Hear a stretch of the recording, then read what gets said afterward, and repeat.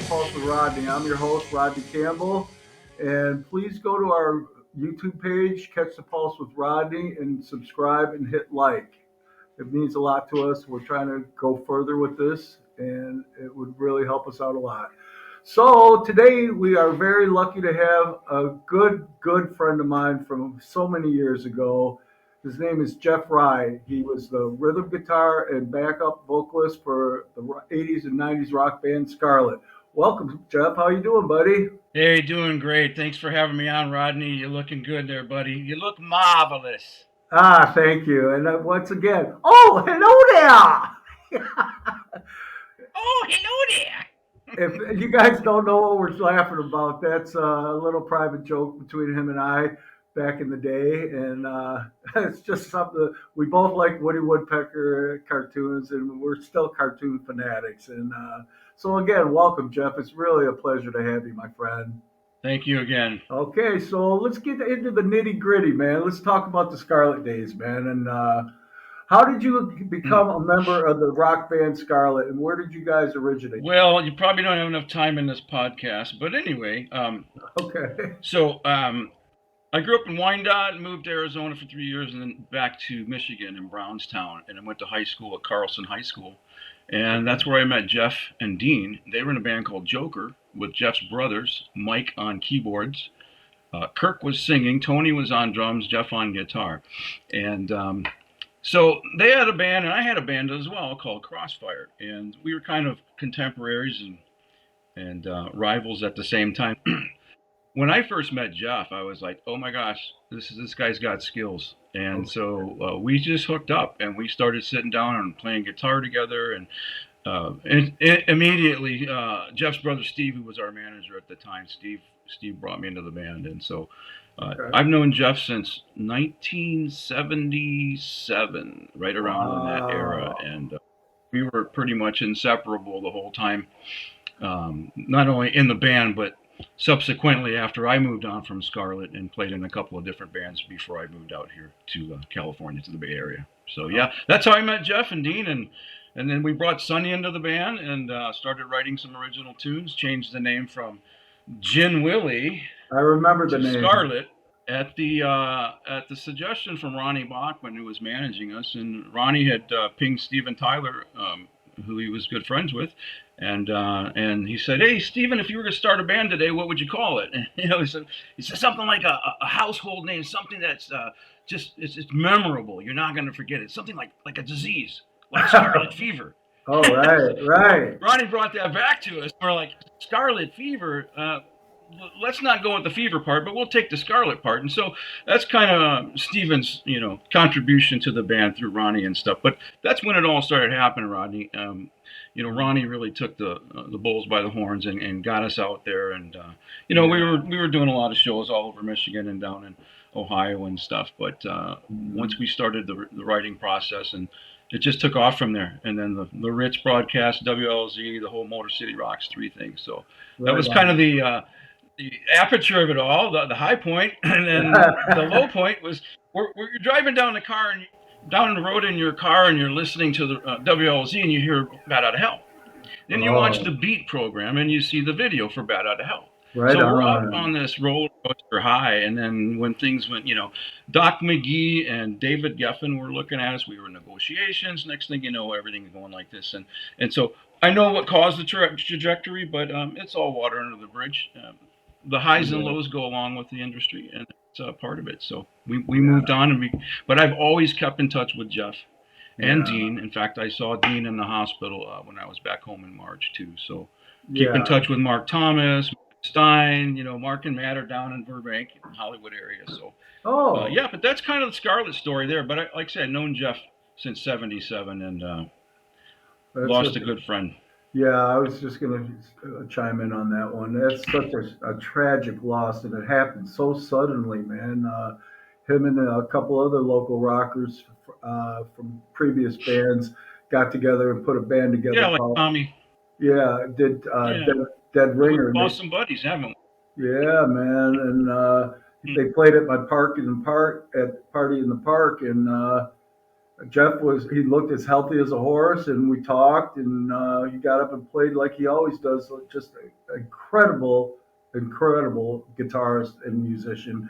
And sadly, like 2 months after that, he was in the hospital fighting for his life. It just happened so fast, and I feel pretty honored that his last show was at one of my Garden City in the Park parties. It tugs on my heartstrings because he was a good guy, and of course, Dean, he kind of went down the wrong path for a while, and he's paying the piper now. And I feel terrible for him. And God willing, he'll get up out of that bed and start regaining his movement and what have you. It's such a tragedy, Yeah. but life is what it is, my friend. And I know you spoke at Jeff's memorial. Tell me a little bit about that. Yeah. So Gene had asked me to say a few words, and I don't know if I'll share a little bit of my background. Since I moved to California, I kind of started a new life. So I have a pastoral background. I went to Bible college and seminary and I pastored churches know. for about 20 years out. And so when she asked me to speak, first of all, it was an honor and a privilege because he was my best man. Or my best friend. I was his wingman for years. Right. And so I said, yes, I'd love to do that. So I was Sure. able to do that and honor his memory as well as, his family was there, his mom. I mean, I've known them all for so many years and it was just Yeah. touching. And I saw a lot of good old friends there too.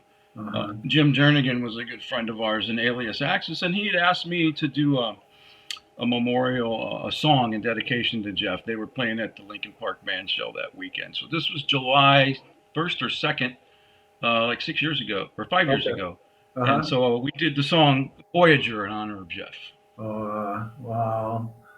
That's cool. That was very cool. Yeah, like I said, it's a tragedy, and I have no words. It just happened so fast. But getting on to better topics, man.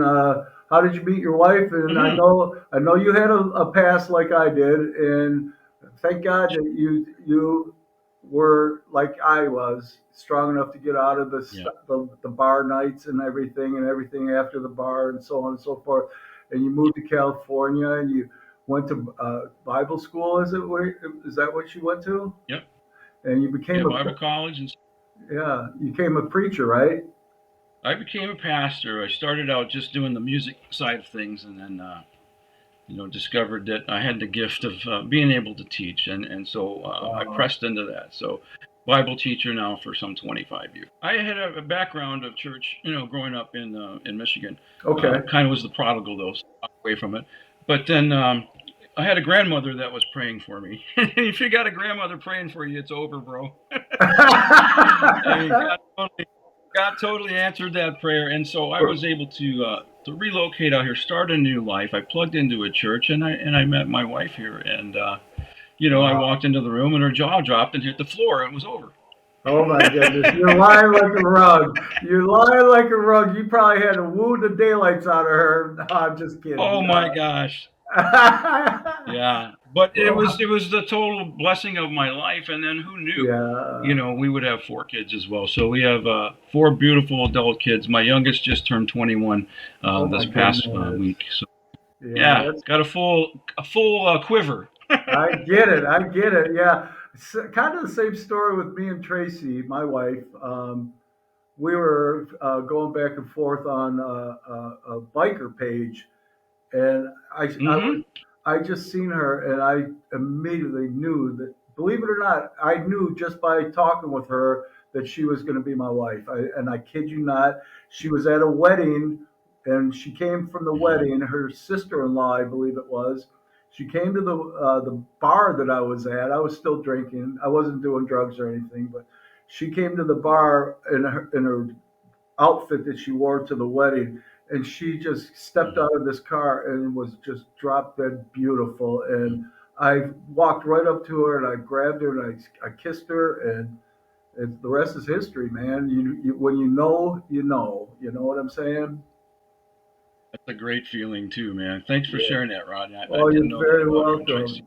Yeah, she's a little Polish girl, but oh my God, she can be meaner than she can be meaner than a snake. But I love her with all my heart and soul. I truly do, man. It's just an incredible thing.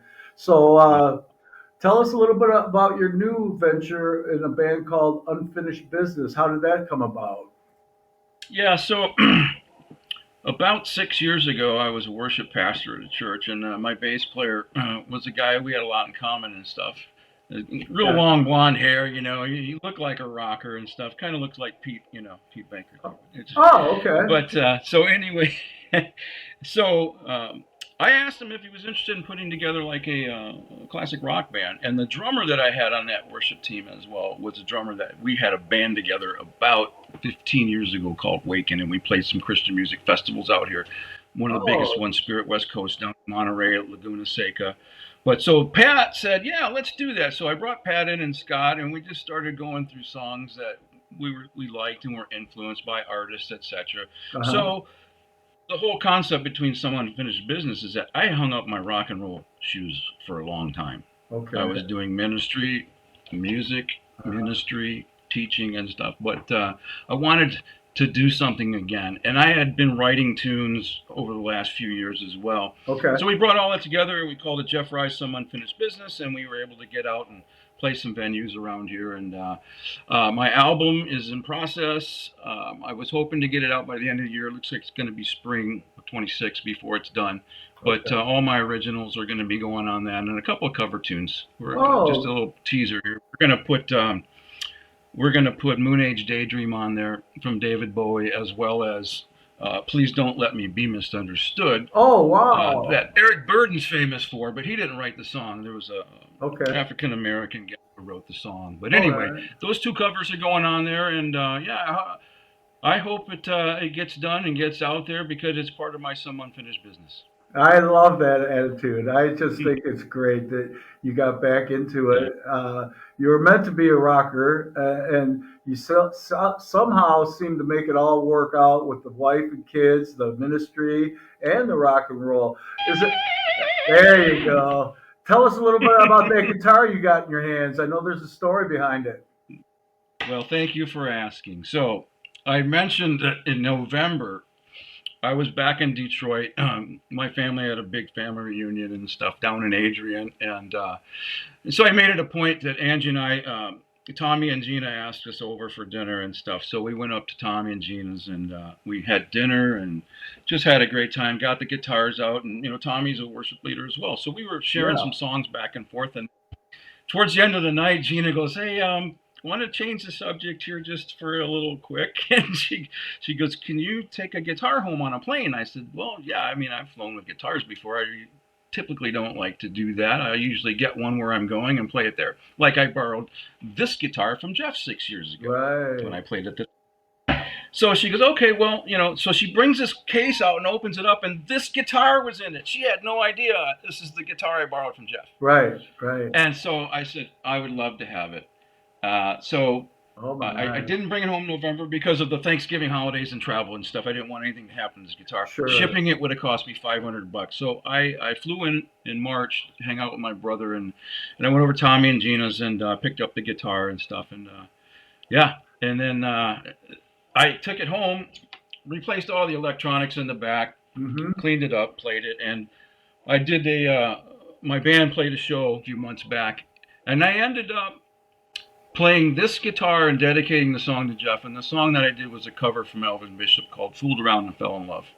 Yeah. And so that's one of the videos that I had sent you. So maybe we Yeah. can show that one with the podcast. But Sure. at any rate, this guitar means a lot to me, and it's like this guitar in the back. You recognize that one? That's my Les Paul Oh my when I was in goodness. Scarlet. Right, It's in the right. Bat Out of Hell video. Oh These are the my, two guitars that I will never sell. I don't blame you. That's amazing. Yeah, I actually sold a guitar, Charvel Jackson, to Jeff Williams. I won it on the yeah. radio. God, it had to been about 1984, I'm thinking, in that era. And I was Hmm. friends with the DJs at this radio station, and it was all legitimate. I actually won it on a raffle, and I got to meet Don Dockin, which is that, and Dee Snyder, which was incredibly cool to sit and talk with. That guy. Wow. Yeah, so I needed money. I was doing stupid stuff in my life, and I sold it to Jeff. And I always wondered whatever happened to the guitar, but yeah, that's a great story. Um, Yeah. I know you guys had a lot of inner turmoil when you were in Scarlet. Mhm. Sonny has got one of the most powerful voices out of Detroit, in my opinion. That guy can sing and write music like any. But Jeff and him sometimes they butted heads a lot. What was going on with all that? Well, I could tell you stories about being on the road. You're living together. You're in relationship like a Yeah, marriage, and yeah. there was one particular incident up at the Roundup up in Midland. We played at the Roundup in Midland, and we came off the stage after a set in the dressing room, and Sonny was changing, and he told Dean to close the door, and Dean wasn't going to close the door, and they had words. Next thing you know, they're just throwing blows, and Jeff's in there, and I Oh grabbed my God. Les Paul, the only guitar that I had. I couldn't afford to let anything happen, so I grabbed it. I'm standing there, and me and Mark Thomas are sitting there watching him go at it. So there were Oh times my. when things got a little bit heated, Rodney, but overall, at the end of the Sure. day, we were all still best friends and stuff. And Yeah. even though we parted ways, Mark Thomas and I left the band and went on Yeah. to start our own little thing. And then he ended up out in Hollywood with Steel Soldier. Mark and I are best friends to this day. We're born the same exact day in the same exact hospital and didn't know it. Oh, And that's our moms were crazy. born on the same exact day. Our moms had the same exact birth. So Mark and I have this connection that's, Oh my word, that's I love that incredibly guy. cool. Yeah. Yeah, Well, I've been yeah. I've been talking with Sonny quite a bit lately on social media via Messenger, and he said it would be okay to talk a little bit about him, and he's the one that sent me some music to add to this podcast. So, me and Sonny have a lot of stories to tell as well. He's a great guy. Kind of hard to live with though. Hmm. He lived at my house for a while, and but me and Sonny got a bond that'll never be broken. And he's just like I said, he's an incredible Yeah. vocalist and a songwriter. And I know Jeff and him, man. Jeff wouldn't back down from anybody. Sonny was pretty intimidating. I'll say that. He was big and husky and built like a shit brick Yeah. house. But Jeff Williams wasn't no Yeah. little sissy either. He wouldn't back down from anybody. And it's very No, sad that no. he's, No, it's Jeff very clocked sad. me once. I remember him driving down the road. I couldn't drive my car, so I had him driving it, and I was in the Oh passenger my seat. And I was trying to make him pull over so I could drive, and he went bam, Oh right my turn, goodness. Clyde. I'm Oh like, my. okay. We're going to take a break and listen to Red Alert by Scarlet, and we'll be right back.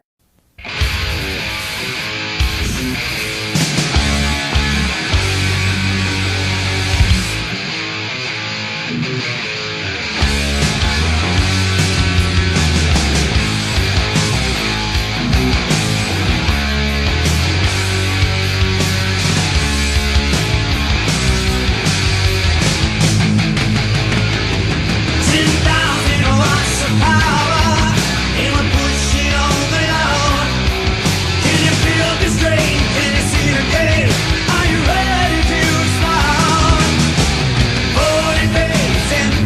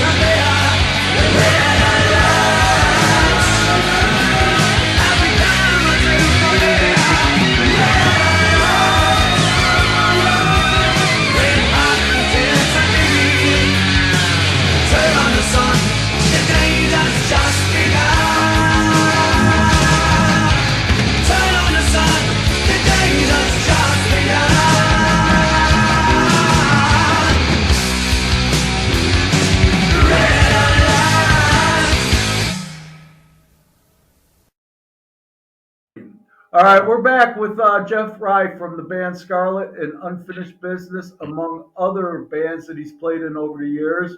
So tell me, Jeff, Mhm. how did you guys come up with that song, Red Alert?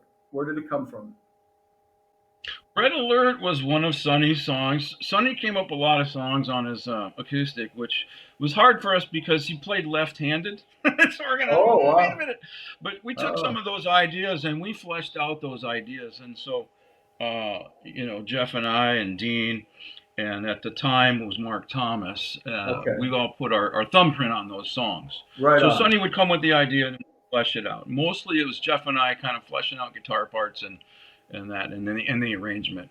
Um, yeah, so that's kind of most of the songs came like Jeff and I had a lot of stuff that we wrote. It was not as much in the same vein, if you will, more guitar oriented in terms of progressive things. We had an instrumental we used to do live, and I can't even remember the name of the instrumental, but it Oh, was well, I him and I wrote know. it. It has harmony guitar parts in it, solo stuff, and Yeah. I just yeah. listened to So it. that's I the just song. listened to that. I just listened to that. Sonny sent it to Okay. me. It was, oh my God. Can you live if you gotta die? Oh, I don't know, man.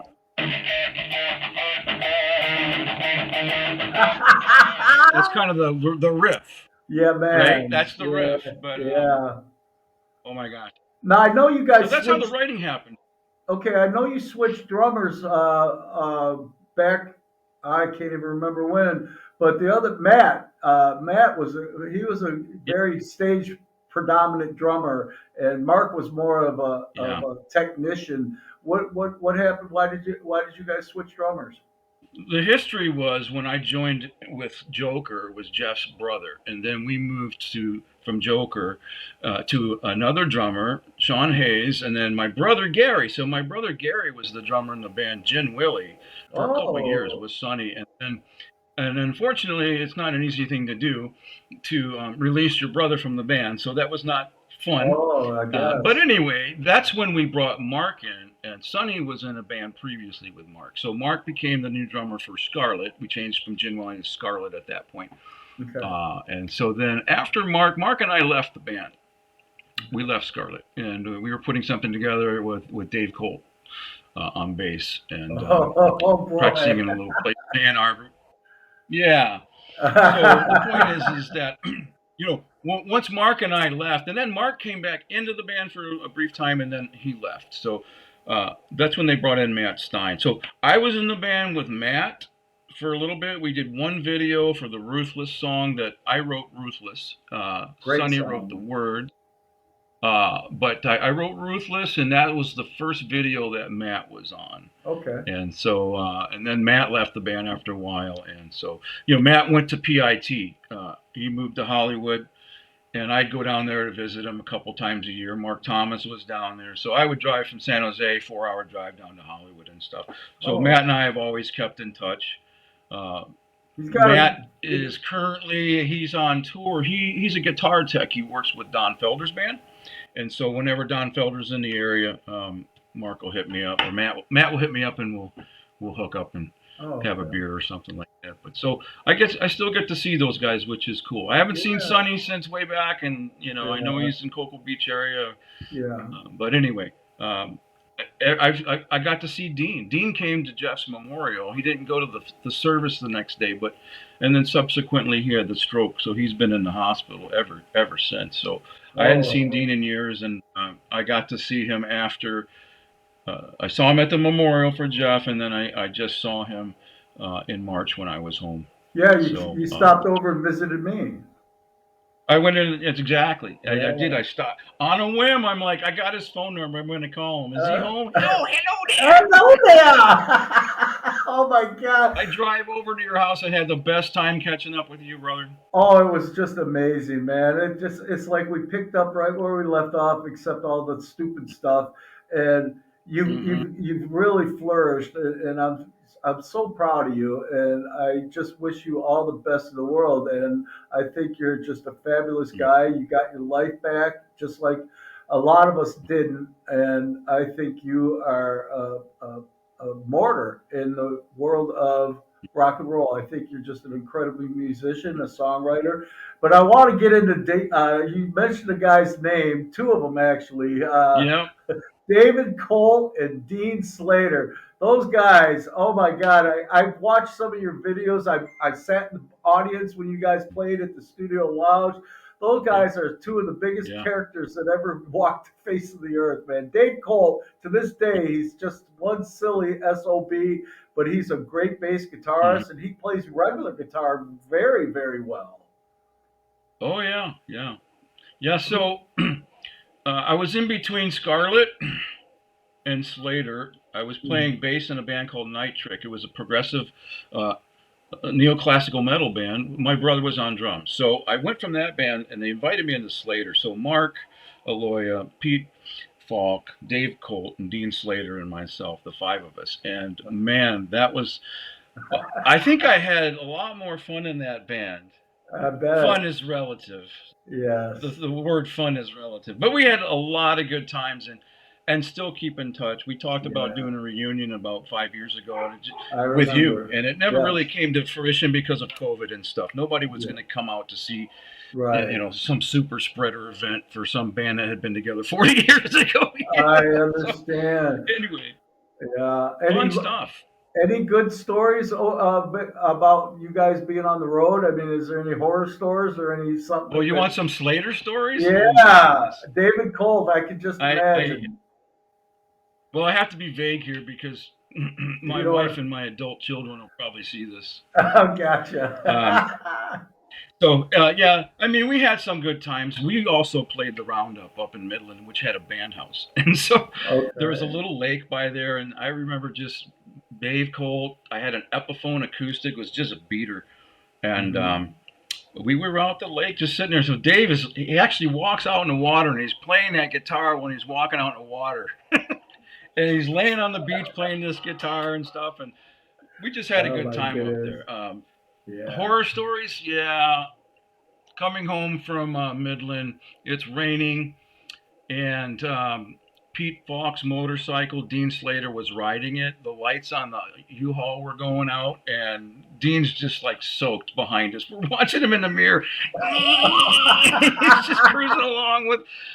So, and in the Ah, U-Haul, like I say, the lights were flashing on and off. It's just like, whoa, man. We were running on a thin wick back then, man. No I money, don't know. just having fun, living our dreams, playing music. You know what? I tell you what. I don't miss the days, but I miss the camaraderie and the friends and the rock and roll music going into the Yeah. bar. You as Scarlet and probably six or seven other bands made the 80s and 90s so much fun going to different venues and seeing you guys. Tommy Farless sweating his butt off, giving it 110%. Sonny soaking wet, singing. You Mm-hmm. guys just swinging sweat and giving it all you got to impress and appease the audience, which you guys did a fabulous job of. I mean, everybody. But you couldn't get another person in those bars in those days, man. Watching you guys play, you walk in and you hear Sonny singing "Green Eyed Lady," and it's like, holy mother of goodness, man. This is I. In my personal opinion, Sonny had the most powerful vocals out of anybody, and as a technician, Tommy Farless, he just made it look so natural. And you could say who's the best and who's not. And that's all irrelevant because you guys made the Detroit rock and roll scene what it was. And what I'm trying to do is get the rock and roll scene back to somewhat of that era by doing this podcast, reinventing the original bands. And Yeah. don't get me wrong, there's nothing wrong with the cover bands. I've done a couple interviews with these guys that Sure, sure. that are just incredible, and as well as tribute bands. They're the new thing here in Detroit, and it's like I did a show with a band last week called Detroit Trouble. They're all originals. They throw a couple covers in like you guys did, and Right. they're really hungry. But unfortunately, a lot of bands, and I said this over numerous podcasts, are not producing original music that people are gonna specifically go out and see a band like we did. We would travel from the east side to the west side, wherever you guys were at. We were going, drinking and driving and doing drugs and shit, which we shouldn't have been doing, but we were making a whole night of it going out to see you guys. And thank you so much for giving us And a morning. and the morning at the Campbell House. Oh my God! Oh, I know that. I know if those walls could talk, Well, we'd all be in jail. that whole era, Rod, was so cool because not only was it a cool time for music in Detroit, which already had a great heritage with Rob Tyner and MC5, Sure. and Yeah.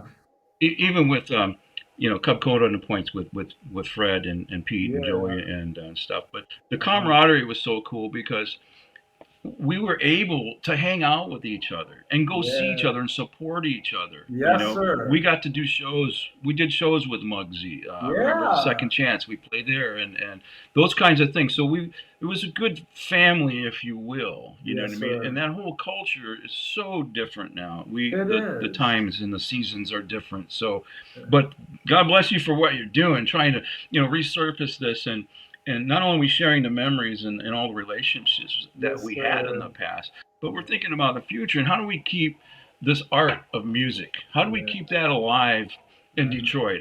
I struggle with it out here, and you think, wow, and on the West Coast, Yeah. there's hardly any venues that you can play at. I was talking with Pete the other day, and I says, "Hey, Pete," I said, "we're still making the same amount of money per night we were making 40 years ago. That's the Nothing. industry." Now, Isn't that we know terrible? it's about the art and trying to get out and create your own songs and get your art out there. That's where Right. it's at, kind of thing. But still, we just love playing, and that's the point of it. We love Yes. playing. It's the expression of your art. And so Yes, sir. I hope to do this until, I ain't breathing anymore. Well, God bless you. Well, I'm trying to hook something up. I would like to get, so I have a band currently called Deadly Sting, and it's a Oh, Scorpions okay. tribute. Oh, nice. And in fact, stay put. Okay. I am playing the role of Matthias, What are you and I grabbing? just built this guitar. I built this guitar over the last 6 months. You So build this is my guitars? Matthias Jobs. Yes, sir. Oh my goodness. This is What my about own it? very own. Wow, look at Like, that. see, it's got my logo on there. It says Rye-Tone. I like that. I That's build kind amps too, Rodney. I know you said Yeah, I something about build that. amps too. That's just about the same guitar that I sold to Jeff, the Charvel Jackson with the head. The head looks like a Charvel Jackson. Is that what that is? No, this is mine. I built this, so No, I know, but did all you? the headstock. Yeah. What Yeah, you? It kind of looks scratch. like. Yeah. Oh, it's scratch. Okay. Okay. So Started are with you? wood. Are you? I always have wood. Sorry, man. I can't No, get stop old. it. No, I can't. Are you? So your new project So with yeah, that tribute band is I'm sorry, Rod. The That's tribute okay. band is Deadly Sting, and then I have another tribute called Rock the Nation. It's a Sammy Hagar tribute with Jimmy Oh, DeGrasso is the drummer for that, who played with Alice Cooper and Rat, oh, Y&T, Megadeth. He was in those bands for many years. Really great drummer, really great dude. And uh-huh. so we're trying to hook something up either at the Token and or 142 and the Machine Shop. So Okay. hopefully we get a short little tour, and I'll be able to come out and see you then. Bro, if there's anything I could do to help you get in any of those venues, let me know. I would be more than honored and happy to help you with that. That'd be great. I know you know John real well, so that'd be Oh great, man. yeah, Thank you, yeah. man. In fact, next week we're doing a podcast with John. Yeah, Drop the man. deadly sting, Jeff Rice, some unfinished business thing. I definitely will, And I Jeff. am sporting some of my favorite things from Detroit here. You know that, don't you? I know that I'm you're going to a Wings Detroit. game tonight. I know you and Charlie talked about it before the show. That's great. Now I know that's just ice water in there, Yeah. right? Yes, sir. I don't drink I don't either. this early in the day. Oh, I good stuff, man. Yeah. So yeah. keep your eye out for that, and then I've been doing a lot of amp building. This is a Friedman, obviously, but Dave's down in Hollywood, so I can take stuff that I built to him, and he'll Okay. do mods for me on it and help me through that. So I enjoy building the amp line, and the guitar line is called Rytone. Oh, wonderful. Little plug there for you. Oh, All right, howdy. Jeff. Hello there. You're making me very, very angry. Yeah, We're just never gonna grow up, brother. we got No, stories, brother.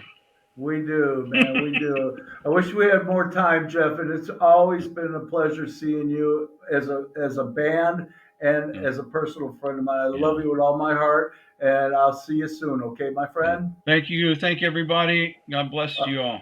All righty, Jeff. Once again, Jeff Rye from Scarlet and Unfinished Business, y'all. Stay tuned. There's more to come with this guy. I just know it. Jeff, it's been an absolute pleasure talking to you, my friend. And next time you're in Detroit, Buddy. will you please come by my house again, and we'll maybe go out and have Oh, ice you know I cream. will, dude. I miss you, and I love you with all Yeah. my heart, brother.